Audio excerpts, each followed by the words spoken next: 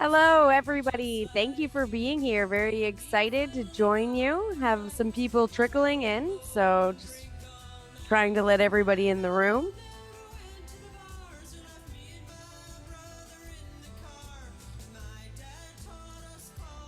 Very excited to be here again with you. Welcome, new and returning members. We're excited to be able to facilitate the first Atlantic Canada Climate Network meeting of the year. It's been a little bit since we've been able to get together, and we're looking to move forward with intention and purpose into this year.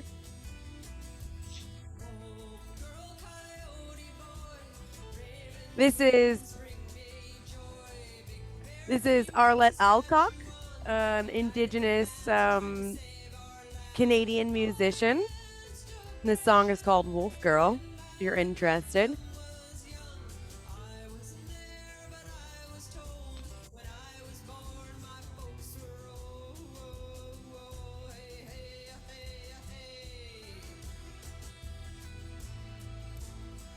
It's a good jam. If anybody's interested, I have the link here and I'll drop it in the chat.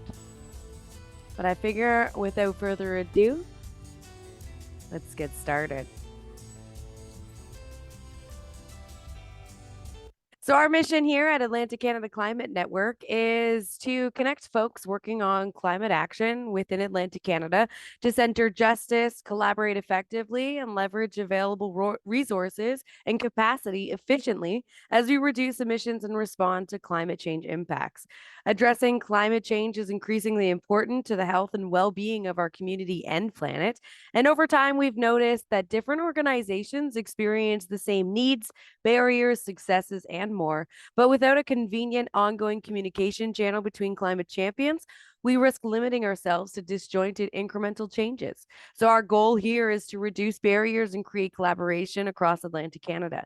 We aim to critique dominant ways of knowing, thinking, and doing, and bring in new perspectives, engagement methodologies, voices, worldviews, and opportunities for education to all Atlantic Canadians.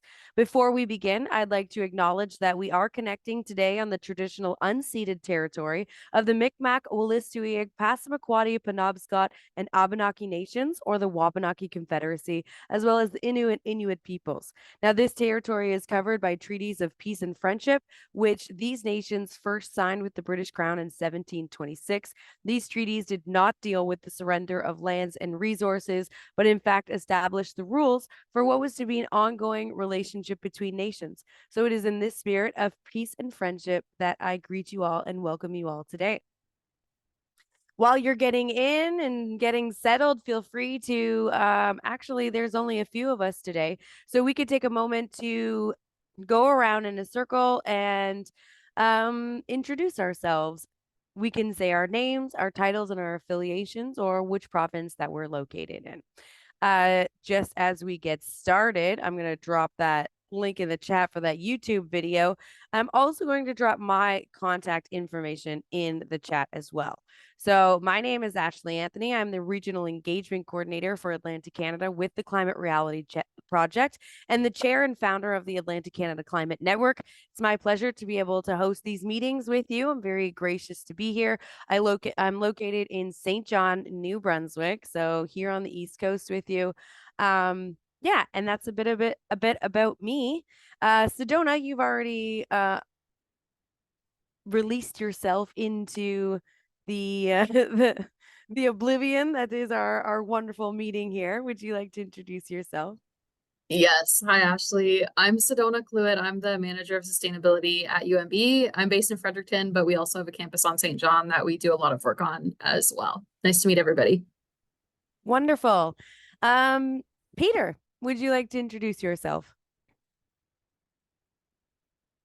You're still muted, Peter. Thanks, Ashley. Hi, everyone. My name is Peter Masue.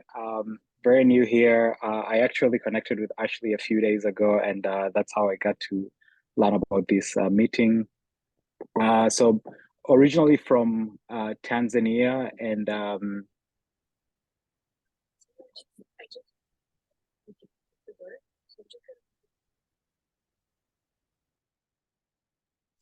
We gotta love when that happens. Don't worry, Peter. Take your time. Lana, would you like to introduce yourself? Sure, unless Peter is maybe back. Apologies about that. I'll be back in All a good. Okay, yes, I'll jump in then. Also my first time joining you all. So thanks for organizing this space. My name is Lana Goldberg. I'm a climate campaigner with Stand.Earth, which is an environmental organization, specifically on the campaign called Safe Cities. And just because I'm new, I'll explain that a little bit. This is a campaign that supports municipalities and local groups to pass local climate policies. And we've been doing that in the US and British Columbia, now in Ontario. So I'm popping on to see if there's interest in doing municipal work in the East Coast. You may have seen a wave of policies at the municipal level being passed in BC, about 21 municipalities in the last 6 months or so, and in Quebec for municipalities in the last couple months on new buildings. So making sure that we're not using fossil fuels to heat homes in new buildings and instead using electric heat pumps. So yeah, curious to hear what you folks are all working on and if there is any interest on buildings and if there are things that we can support. But technically I'm in Toronto, Ontario. Oh, the more the merrier when it comes to these networking meetings. So thank you for joining. Then I actually work directly with municipalities and activated groups of citizens. So if you would like to drop your contact information, I can follow up with you and we can have a conversation. I'll let you know a bit about what's happening in Atlantic Canada and what Climate Reality Project, as well as some of our other partners in the space, are doing out here as well.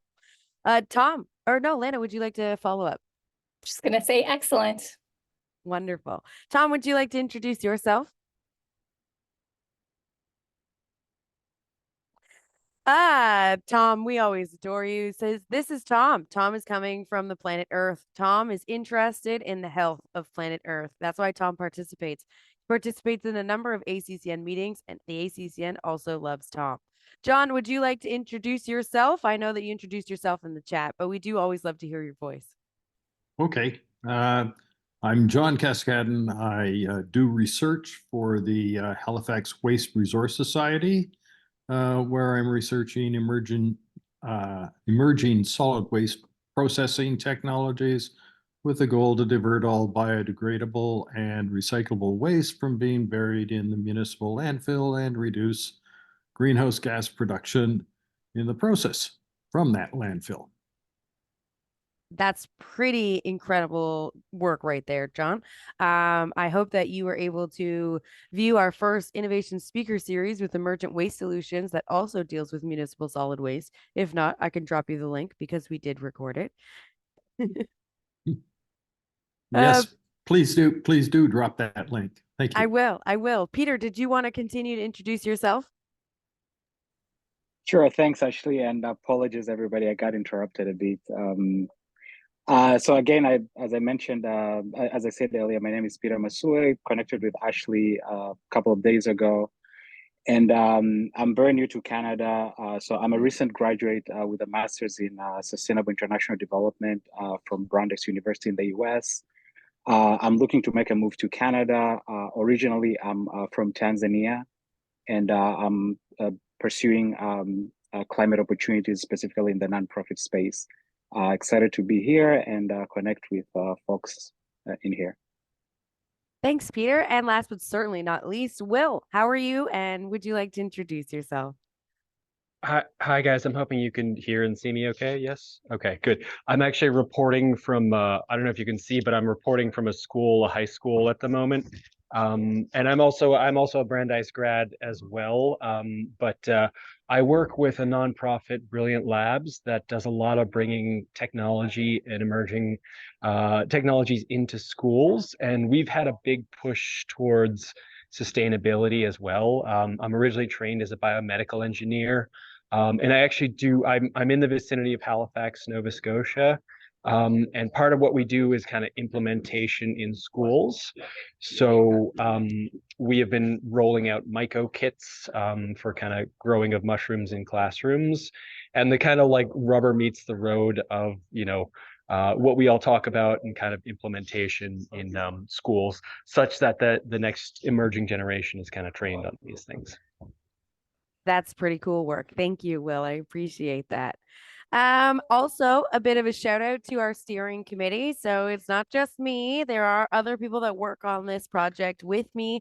And of course, on a volunteer basis, we have Drew McQuinn, who is the Halifax Hub captain. He also runs his own production company if anybody is looking for some media help. We have Willa Nielsen, who works with Climate Atlantic as a climate service specialist and is located in Labrador. We have Sarah Outram, who works with the PEI Coalition for Women in Government and is located in Charlottetown. Olivia Dymek, who is the network manager for Climate Caucus. They work with elected officials and help support them with resources and education about everything that's happening with the climate. And she works out of Ontario, but has a cross-country mandate. Andrew McKenzie is our environmental health and safety professional. And of course, he is also the chair of the Innovation Speaker Series. And our newest addition to our board here is Paul Strom. He's a David Suzuki ambassador and a retired teacher out of Antigonish. So shout out to them as well. Always excited to be able to work. And if you guys are interested in being part of our steering committee or having a deeper role here within the Atlantic Canada Climate Network, don't hesitate to reach out. And before we move forward, I thought we could go into a bit of an overview of our agenda. I also have a 4-year-old here, so bear with me for that one. I thought that we could have a great discussion about New Year's, new solutions, especially with all the minds here. And then we'll go through a highlight of events, programs, and actions that we're all doing that the Atlantic Canada Climate Network would like to amplify. Does that sound like a good way to start? Well, wonderful. There's a lot to be said about the work that we're doing here. And although we have not been in operation for a extraordinarily long time, we've seen a lot of traction and growth over the last year, especially since we set up regular meeting cadence for our networking meetings. And now that we have a few other offerings, including our innovation speaker series, our casual conversation, which is essentially like a fireside chat or a salon style conversation if you're interested in those. And of course, we run a book club and a writer's circle as well now, and are working with the Canadian Environmental Network to put out a podcast on SDG goals. So there's a lot happening within the network here, but it's all because of the participation of everybody who works within the network. The Atlantic Canada Climate Network is an egalitarian network that likes to meet the needs of those working within the space. Now, we have a guidance document that we work off of. I say that it's a living document because it's always ever growing. If you would like to review that, I did put that in the chat. And if you have any suggestions for the way that we operate, of course, we're always all ears because we're here to meet the needs of you. Some of the things that we have heard over our time being in existence is the need, obviously, for an avenue to communicate, which is why we do our networking meetings. Also, to reduce the duplication of work happening. So we work as a convener and are always having our ear to the ground, if you will, to keep on tabs of what is happening in Atlantic Canada and try to drive collaboration through introducing each other, making each other known of what's happening, helping amplify the work that's being done all throughout Atlantic Canada. We're very excited to be able to do that. We also work with citizen groups. So we have groups within St. John, Fredericton, Halifax, and we're soon to be talking to groups in Moncton, Antigonish, and Charlottetown. So if anybody is interested in being part of that citizen mobilization on that municipal front, never hesitate to reach out to me. Again, you can always drop me a line. My email is aanthony@climatereality.ca. But we are excited to be able to bring forth a wonderful website, which has been such a key resource for the work that we're doing. And before we move on to our discussion, what I would like to do is just kind of walk you through the website and what we're trying to do. So we have had a lot of collaboration and volunteer sponsorship on this website.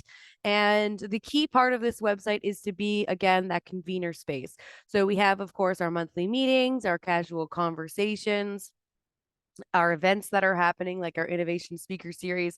But more importantly, and what I would like to bring to attention to everybody that's with us today and those who are watching afterwards online, is this calendar here. So we have a shared calendar that captures events throughout Atlantic Canada and amplifies them so that we have a one-stop shop for everything that's happening.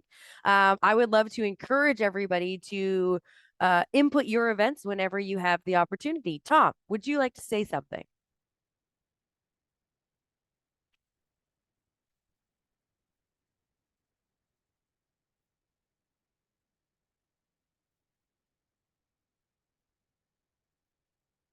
Oh, yeah. Okay. So Tom was saying that over the last month, there has been some issues with some of the scheduling, and some of the times and dates and making sure they're up to date. Over the Christmas holiday and through the late fall, one thing that we did kind of run into was the fact that everybody was attending workshops and conferences, and a lot of capacity was spread thin. And some of our people that had agreed to participate in hosting some discussions or presentations were not able to follow through on those due to, just competing obligations. And of course, with the holiday season, we don't really host a lot of events in December. But how we would like to move forward in 2024 is to ensure that we are regularly programming our events. So the third Thursday of every month is going to be our monthly networking event. The first Thursday at noon hour is our casual conversations event. And then we host our monthly innovation speaker series.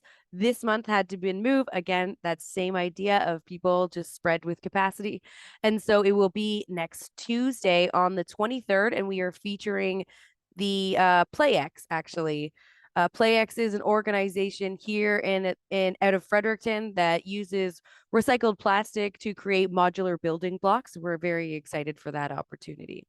And so everybody can introduce your events by going through this link here. And of course, if you scroll down to the bottom, there is an input table here. It's very simple. This is run through Airtable, so your events are going to immediately come up here and be on the, and if you look, you can see our Atlantic Canada membership meetings, or today they also have Falkland Street passive retro house or retrofit community meeting. And if you just open it like that, you get all of the information there, just so that everybody knows. And so this is something that we're looking to continue to amplify, because the events on here we can amplify through our social media channels and drive engagement to your organization and your events as well, which is the whole idea of what we're doing. Yeah, and so you can see some of the work here that is happening with our general meetings, our casual conversations, our innovation speaker series, and what we would like to affectionately refer to as Green Ink, our Eco Literature and Writers Guild. Wonderful. And we're always up for opportunities to advance action happening in a collaborative way. So if you're doing surveys, any type of engagement or outreach or amplification, please send it to me. I would love to ensure that that is well received online. And we do have a event template, like a little template here, where if you're interested, you can put your upcoming events, and I will personally put them into our Airtables to ensure that your capacity is saved and you don't have to go through all of that. Now, that's the brass tacks of what we're talking about today, going through a little bit of an overview of the ACCN. But what I'd like to segue through is it's a new year, and there are many of solutions out there. We've discussed some of them through our innovation speaker series, and we've kind of given an overview of different waste methodologies, carbon accounting methodologies. We've talked about sustainable building so far, and we have many that are in the works. So if you know an organization that is coming out with some revolutionary innovations or you think would be well deserved to be featured, please let me know. We can reach out to them and ensure that the idea for the innovation speaker series is to provide a platform for people who may not have that opportunity. So we feature a lot of startups.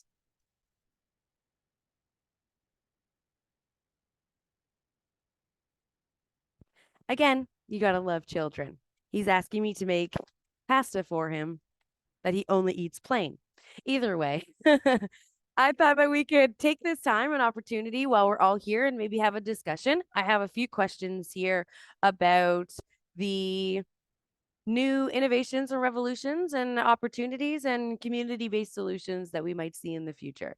So my first question for the group is, what innovative approaches or strategies have you seen in your industry that could be applied to others or our larger work?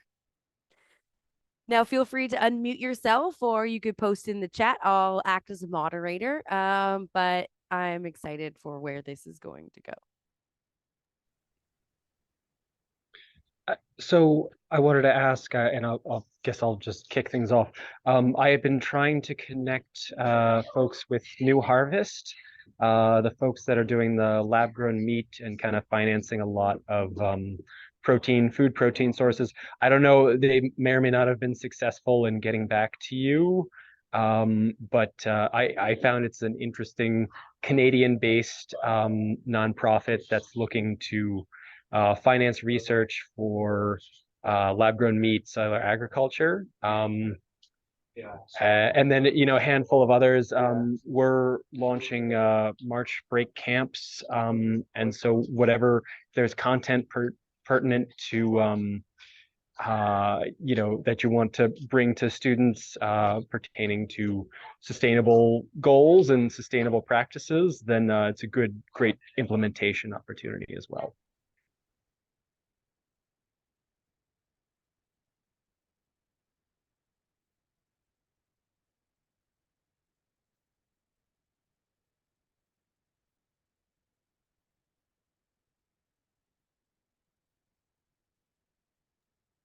I can't hear Ashley anymore.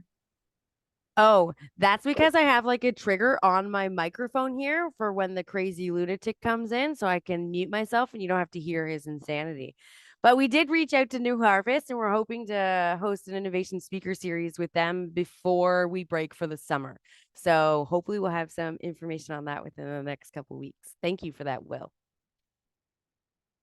Any more questions before we move along to our roundtable?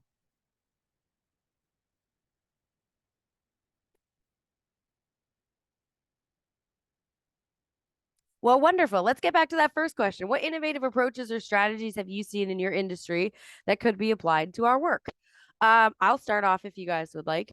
So obviously I work in community engagement. Communication platforms are really hard and diversified right now. It feels like everybody has some different social media or platform that they like and enjoy. So that's all that it's hard to get everybody on the same page for like it's just a line of communication. Something that I did come into, and the gamers out there might laugh at me and think that I'm like a little bit behind on the times, but was a platform called Discord, which I have been explained to is like a revolutionary way of doing Slack. So Discord is actually like a gamer's platform, and there are different channels and different things that you could do. So I have one for an organization called Livable St. John. We work within St. John to kind of deal with a lot of issues and are working to mobilize against American Iron and Metal, which is a local metal recycling facility here. And so I'll give you a little bit of an overview of what Discord looks like if you're interested. And so it essentially looks a lot like Slack. You have your channels, but there is a lot more functionality here. So you can start and have different activities and share your screen and do because this is a streaming channel similar to like Twitch. So you can go on there and you could be doing stuff and stream all of the stuff that you're doing. And it's very easy to share. It's a great online platform if you haven't already expanded into this for community engagement. And I've noticed that some people that might not be into the Slack or might not be into Facebook communications, which is a lot of community mobilization, tend to go to Discord. It's a surprise. I never knew. Anybody else have anything that they would like to add about approaches or strategies that they've seen in their industry that could be applied?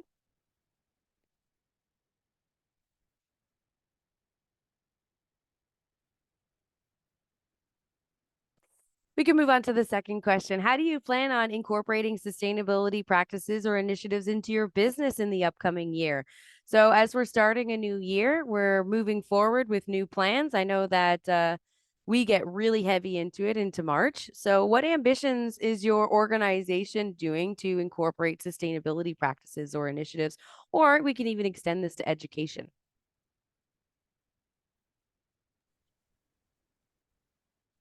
I can go first. Our biggest thing this year is, and I work, of course, in the sustainability office at UMB.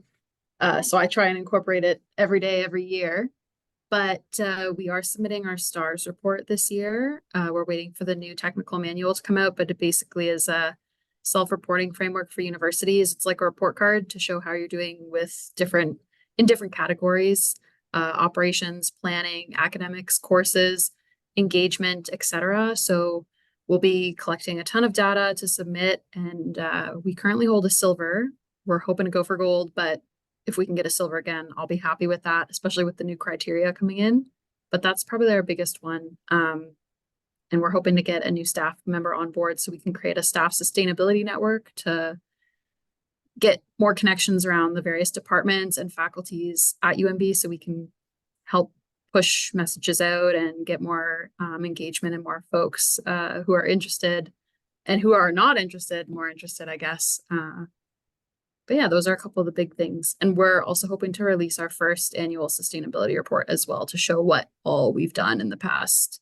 I think 2014 was when the previous manager started. So we've got a lot going on, but I think this year is about getting the data together and showing it to the world. That's always really important. Sedona, this staff sustainability I'm going to say alliance, but that's not the word that you said. Can you go into more detail about what your ambitions are with that at UNB? Yeah, so I actually am going to have to get some research done into it. I think there was a bit of work done because we haven't started it yet, but I think a lot of universities have, and we're going to include faculty in there as well, as they're in a way like staff and faculty are similar but different. But for the purposes of this network, they'd be very similar. But basically just kind of finding champions in different departments and different faculties to whether it's like lead little recycling initiatives in their own offices, because there's so many buildings. I think we have over 80 buildings across campus.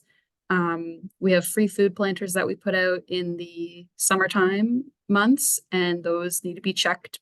And we usually get champions to do that. So yeah, I guess it's just kind of finding a couple champions, or more than a couple, but throughout the whole Fredericton campus and hopefully the St. John campus as well. Just to get everybody a little bit more engaged. And there's people out there that are interested in sustainability. So we want to get them on our team and coming to our events and helping collect data and pushing everything forward. But yeah. This is the post-secondary version of a green team. Yeah, yes, a green team or a green office. I think UWaterloo, where I went before, they have a green office program, which is kind of what we'll look towards. And yeah, I think Dow has something similar as well. So we're a little behind on that front, but we're gonna catch up. We're gonna catch up. I like how you talked about like the benchmarking of other industries as well, or others in your industry, which include other post-secondary institutions. Now, in New Brunswick, UNB tends to be a bit of a leader in this. How are you planning to utilize your, let's hope for gold, but retaining silver accreditation to influence other organizations within the province? Yeah, no, I participate in we have a Atlantic Universities and Colleges Sustainability Network, the AUCSN. So it's all managers like myself or directors of sustainability at different universities that come together. We get together twice a year and share our successes, our failures, what worked, what didn't, how can somebody else implement it on their campus, because each campus is a little bit different, of course. And lots of them are involved in STARS, so we're actually going to turn to a couple of them for a little bit of help with submitting, because I have not submitted to STARS personally yet. So yeah, we kind of lean on each other that way. And then there's some that haven't reported yet, but we have these groups available, and ASHE, the Association for the Advancement of Sustainability in Higher Education, they also have different cohorts and like tutorials, and yeah, it's all about kind of it's yeah, coming together, and just we're one of the teams that, or one of the universities that already does it, but we're trying to get, it would be great to have more and more, because then we can benchmark off of other institutions as well. But yeah. Thank you for that, Sedona. I love that. Obviously, UMB is working very hard. Does anybody else have any sustainability initiatives that you're looking to implement in the next year, or anything that you're trying to use to influence others in your So industry? I had an open-ended question. I wanted to know about if kind of tax incentives were structured in, because originally being in the States, I see a lot of like the kind of goading things with tax incentives. How much of that is implemented in Canada and the Atlantic provinces, or is that kind of a negligible thing? Do you mean like business incentives, or is this like for Yeah, so civilian I mean, tax? if you install solar panels or redo your insulation, just kind of knowing if that is a program that's going, what, what the incentives are. Sometimes that's a worthwhile conversation to compel people to go on board with making those investments. You know what? That's a great question. So we do have, especially coming down from the federal government, a number of regulations that businesses are starting to adhere to. So we have obviously our carbon tax, which is scheduled to go up to, what is it, $147 a ton by 2030. So that obviously is a huge incremental pressure for organizations, especially organizations that aren't doing any type of carbon emissions measuring, because if not, the government tends to just say, this is what you are inputting in and this is what your carbon tax is going to be. So I think that that pressure adds a little bit of it adds a great kind of fire, because you have to measure to understand. You have to, measure to monitor and to decline. So if you're not doing those internal baseline measurements of what your carbon emissions are, you're never ever actually going to be able to improve. And I think that the messaging around how sustainability and um profitability are married are becoming more synonymous with the future and growth and just business talk in general, especially when you have organizations like Green Economy Canada, specifically here in New Brunswick. Green Economy New Brunswick, they work with organizations of all sectors and sizes to do carbon emissions, and they do a lot of baseline education and help position organizations to really become well oiled enough to take advantage of different opportunities as they come online. Within that, there are a number of incentives as well that are coming from the federal government, whether that be a lot of those are focused on retrofit incentives. Our building inventory is not the greatest, and it is aging, and sometimes when that happens, they become less efficient. And of course, buildings that are less efficient are less effective in keeping warm, and are obviously going to be more of a drain on the system. So there is a number of programs that, especially through, if again, Federal programs and provincial programs are very different. So our federal programs are more like capital investment programs, and they'll help offset some of the costs, like that capital cost when you're doing those types of retrofits or upgrades, especially when it comes to, again, like cladding, windows, insulation, lighting. Those tend to be the largest fatiguers when it comes to like a building health. When it comes to federal jurisdiction and federal incentives, it's very province by province. Not all provinces are have enough buy-in with the, legislation that's coming through, especially with carbon tax. And then you have like that socioeconomic lens as well. So out in Atlantic Canada, and there have been like our premiers and a number of MPs that have brought this up to light. People here are not as well positioned to take advantage of opportunities as they come online. For example, if you're a private citizen and you're looking to do like energy retrofits and upgrade to a heat pump, like there's a very big wealth gap within Atlantic Canada of people who are running on furnace oil and are kind of stuck in this status quo situation. And those who do have the means to be able to take advantage of these opportunities and do the update. Now, I know that you get funds back from the government on both levels, depending on what you do, but you have to apply for these different programs. Like, for example, MB Power has a number of retrofit and upgrade programs that they can help out with businesses in particular, but you have to go and do an energy audit beforehand. Your energy audit can be offset if you introduce, I think it's one or more or two or more projects that come from the energy audit. Then the government will pay for the energy audit to happen, and that's part of their incentive program. But there are still a number of barriers because it's like 85% of the businesses within Canada are small and medium sized enterprise or SMEs. And medium enterprises are, I feel, a little better when it comes to this, but when you have these small independent organizations, they are not positioned to do any regulatory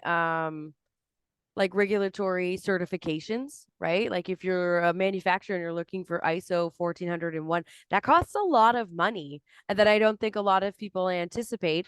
But the problem is that you have governments that are now starting, and this is one of the things that are coming down the line when it comes to like government regulations, it's contractual regulations. So they're starting to include in their call for proposals that organizations have to have some type of sustainability policy.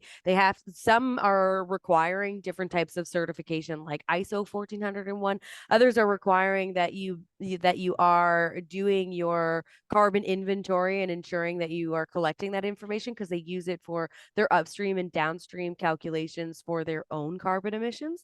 But the problem is that not every company, although they are ambitious enough to be able to achieve or are trying to move towards like research and development to achieve these types of certifications, there's many financial or knowledge barriers and gaps that accelerate the action on the business front.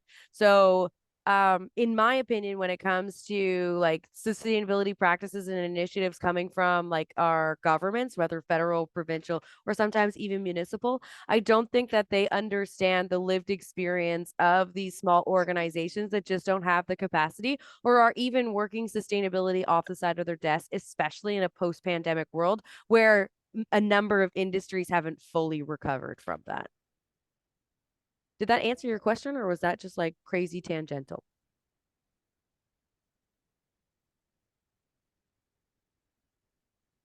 Who knows? Anybody else have any questions or want to talk about any other sustainability initiatives or practices that they think might be influential or impactful to industries? Maybe not their own. John speaking. I don't know if you saw in the news, they had the big cold snap down in the US, and all the Tesla vehicles were lining up to the superchargers and couldn't get their vehicles charged. And a lot of it was probably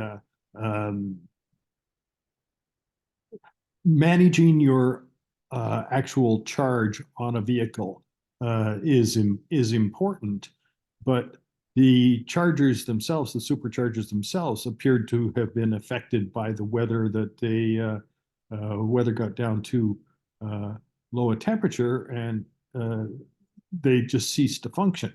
Now, this is down in Texas, but up here in Canada, we get this all the time. And I don't know whether or not this same problem is replicating throughout Canada. It's probably not as notable because we haven't adopted as many EVs on the road as in California, say, or maybe Texas, or what have you. But it's just something to keep an eye on and see that it doesn't develop in Canada, because really we're going to be affected by this going forward yearly.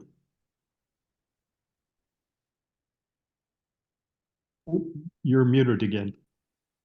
That's a good thing. Anybody have any response for John before I interject?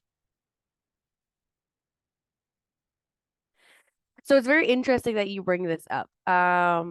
So from what I have seen, there have been a number of instances, especially out in the prairies when you're going from Manitoba to Alberta, where specifically Teslas as well have come into this same issue. There is something to do like snowstorm and like the battery shuts down and like Tesla's lining the side of the road kind of type deal.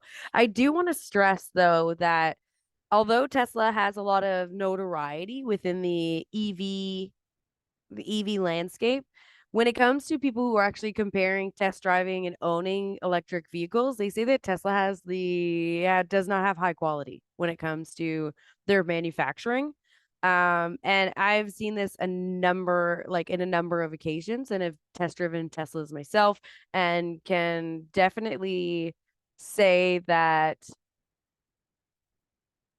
they lack experience in car manufacturing, and that shows in a lot of different ways outside of the revolutionary technology that they have kind of implemented. That being said, they've created a whole market and they have created like Elon Musk, opinions aside, is a marketing extraordinaire, and they've done a lot for the landscape of electric vehicles. I think electric vehicles are an important part to include in solutions, but I don't think that when we talk about electric vehicles that we apply equity lenses enough. So they're really great for people that can afford them or people that have the accessibility to them, but that's not always attainable for everybody. And the legislation that's coming down, as well as the pressure for carbon tax and the inflation at the pumps, like that creates a lot of socioeconomic pressure for communities or families or even individuals that can't and are struggling to meet, the basics. So electric vehicles are really great. I think that there is a big diversion with electric vehicles, though. They tend to take up a larger amount of the conversation than they should, whereas a lot of that focus should be in better public transportation and the inclusion of electric vehicles within that public transportation system, right? John, do you have any response for that? No, that sounds very good. I have one item. I don't want to be a marketing, what even arm of this outfit or whatever, but I don't know if anybody's ever heard of Nimbus One. That's Nimbus ONE. Nimbus One. They make a three-wheeled electric vehicle that's about to come out. It costs between $10,000 and $13,000, and that has a significant range to it, and that delivery is free for the first adopters, and that means that their plant is someplace in the U.S. and they'll deliver to my location. You can reserve one of these for $100. That is refundable if you don't decide to buy. Interesting is that they will rent you the Nimbus One for $200 a month on a renewable contract, not taking that you have to take it for a year. You can take it for a month. You can take it for 2 months. You can take it ongoing at $200 a month. I'll try to get a link and put it in the chat, just if anybody wants to look. I adopted just to try it. Essentially, it's an electric motorcycle in a very narrow, interesting body on it, or what have you. You know, smaller than a smart car, and highly maneuverable, very energy efficient. And the biggest thing from what I see is the cost point, that find an electric vehicle for $10,000 that'll take two people around. It's hard to find. I'll leave it at that. I think that that's a really innovative idea, especially when you transfer that to like rentable fleets, right? Like in St. John, we got a fleet of rentable scooters that were really the talk of the town for the entire summer.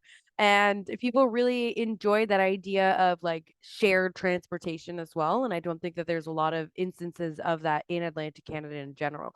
So, like for me, I think like the innovation there is imagine a city that is like invests in a fleet of those, and people are able to utilize that as rideshare as well, right? To or even to reduce the amount of larger vehicles and larger vehicles with single drivers and having this type of system utilized. It's very interesting. But then there's like always with batteries, the issue of mining, right? Like, you know, the Congolese people, cobalt, everything that's happening there. So what I've read from like my research and the work that I do is actually that like we are always searching for the next technocratic solution when in reality we already have all the solutions that we need readily available for us in society. What we need to do is create behavioral solutions. So it's the way that we move and know and hold ourselves within the world, our consumeristic tactics and our manipulative advertising that is kind of driving this capitalistic engine that creates the climate crisis. So I think that it's a very dynamic and important thing to talk about, having the electrification of our transportation systems. But I also want to always bring it back to that equity and social lens too, right? Like sometimes it's not always about the manufacturing or consumption of goods. Sometimes it's about like where these resources are coming from as well. And this is a lot of like what people who are on that other side of the aisle that are very pro oil and gas, they actually use this as a terrible argument against us, saying, "Oh, what about all of the other people that you guys exploit? Just because it's zero carbon doesn't mean that it's ethical, right?"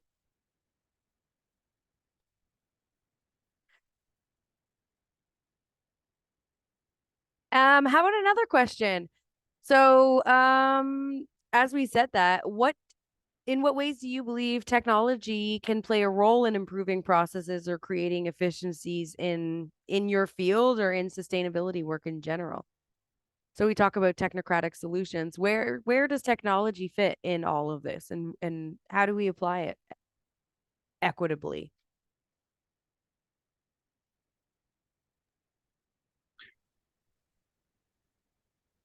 So I wanted to bring up a point about things like biodiesel. And you know, a lot of these public transport buses will do like a 50-50 mixture of biodiesel, and then sometimes implement that in public transportation. And a lot of that derivative of that resource is from waste streams. Um, so that's a question of like when that dollar squeeze happens on municipalities, can they implement something like a biodiesel in their public transportation? Ooh, and the plot thickens there, right? Like utilizing our waste as our fuel. There's a lot of Japanese inspiration in there. They have district heat that they use that's, you know, off incineration. Tom, would you like to say something? I love when Tom says stuff. He wonders if AI tools can improve the climate situation. That's a very interesting topic. Do you guys want to get into AI and climate? Anybody have any response to how AI can help improve climate? I think you could probably make a a whole 1 hour session on innovating AI in there. And it's the biggest thing is actually gaining access to AI on an economic basis. Like right now, you can get chat to GPT-4 access, I think, for something around $25 a month and that.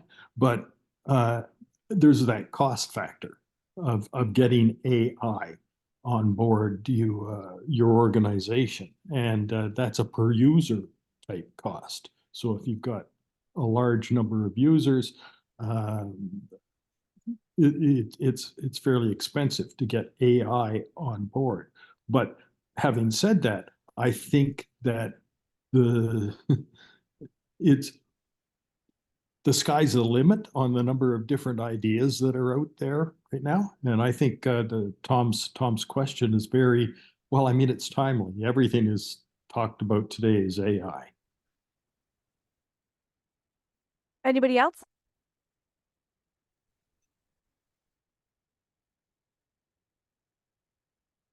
I feel like AI is a very interesting opportunity.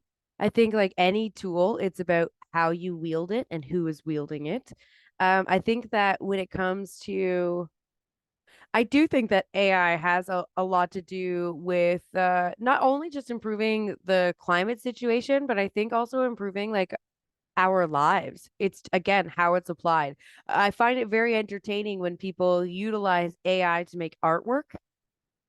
In my opinion, I feel like AI should be moving towards creating uh like more equity within the system and like less indentured workers, if you will. I feel like there are a lot of manufacturing, a lot of opportunities that, and people are going to be like, oh, but the jobs. See, the way that I'm thinking though is if we have AI and robotics to do the things that are tedious for humans, could cause health effects for humans, could cause labor disputes, inequities, or any type of like social justice issues, like putting robotics and AI into those situations, I find is an incredible opportunity, especially when you're shifting this perspective to allow humans to go back to doing things that actually matter and make us feel fulfilled. I always find it ironic that we're the only species on this planet that's born here and has to pay to live. And if we were to use some of our technocratic innovations to create opportunities for people to actually be people again, for people to come out and, have community and to prosper in ways together collectively, I think that that is an incredible thing. I would love to see like revolutions of people building skills and like gardening and repair and all of those things that I feel like our generations have lost over the last 50 or so years. Even something as simple as like darning your socks, right? Um, yeah, but I think that there is a important space for it. It's again how it's wheeled and what we're utilizing it for. So it's the application, if you will. That being said, we have about 5 minutes left before we depart. Does anybody have any events that they would like to celebrate that we can amplify through our network? Anything that you would like to talk about? Any wins? Anything? Any opportunities for collaboration, volunteers? You name it. Anything you'd like us to put out there?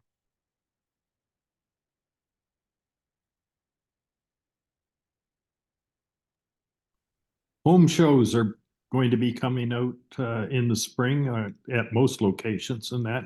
And it would be interesting to see how many of them are climate oriented when it comes to the various attendees and the people that are actually trying to sell their wares or services, how climate focused they are. And it might be interesting to give some feedback maybe in the summer after these events have taken place and sort of review whether or not a certain ideal home show type events or whatever were proved beneficial to those that are looking to help out in climate change.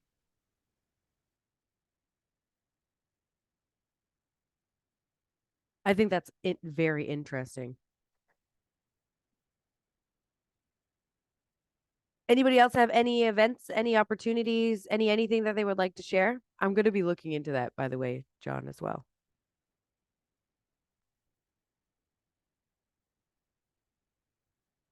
Well, luckily for you guys, I have a few things up my sleeve. So, like I said, next Tuesday, we are hosting our Innovation Speaker Series. I will drop the link for you. I just got to find it here.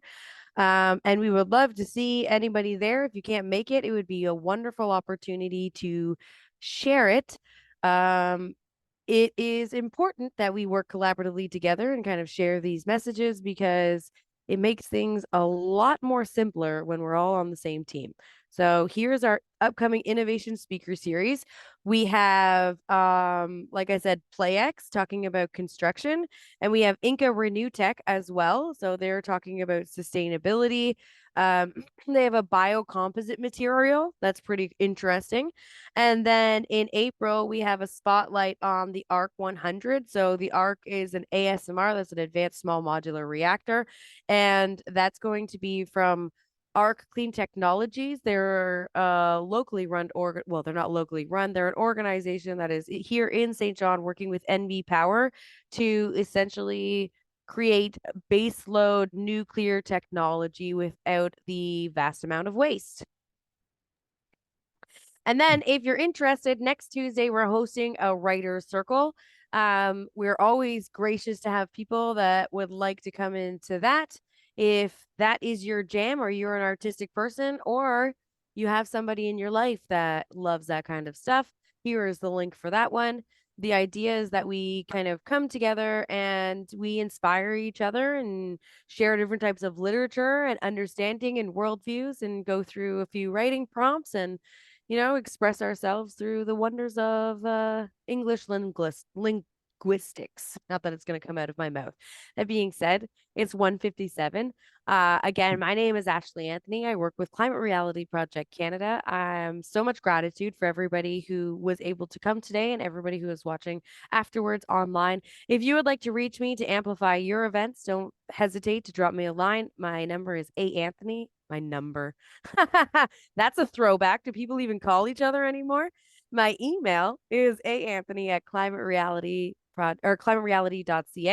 or you can always reach the Atlantic Canada Climate Network at, it's a long one, Atlantic Canada Climate Network at climatereality.ca. You can find all those online at atlanticcanadaclimatenetwork.ca as well. Yeah, and Tom, people can just come and listen. That's all that you need to do is just come, listen, learn. If you've got a couple great questions at the end, you can feel free to bring them forward. But it's welcome to everybody. If I could, everybody should know that if they open up their chat and at the bottom of the chat thing, there's 3 little dots. And if you click on the 3 little dots, what comes up is save chat, that you can save your chat, and it makes it a lot easier than trying to write down things from right. Yes, and I will follow up with an email to everybody that's registered and our entire mailing list, just kind of going over what we talked about today, sharing some of these important links, and just encouraging people to participate as well. And of course, if anybody has any ideas on how to move forward or things that you feel would be pertinent to educate on or engage in, please feel free to reach out. Like I said, we're very egalitarian around here, and I may be the engine of the bus, but I'm only driving to the locations in which people say that they need. So we're not trying to add more than what the space requires, but we are trying to meet needs that may not be in the space. So if you're looking for an opportunity to connect with a certain group of people or like to engage on a certain topic or idea, don't hesitate to reach out about that. And with that, it's 2 p.m. So much gratitude again for everybody that has been here. I hope you all have a wonderful day and a great weekend ahead. And I hope to see you at our next event. Thank you so much. Tons of fun.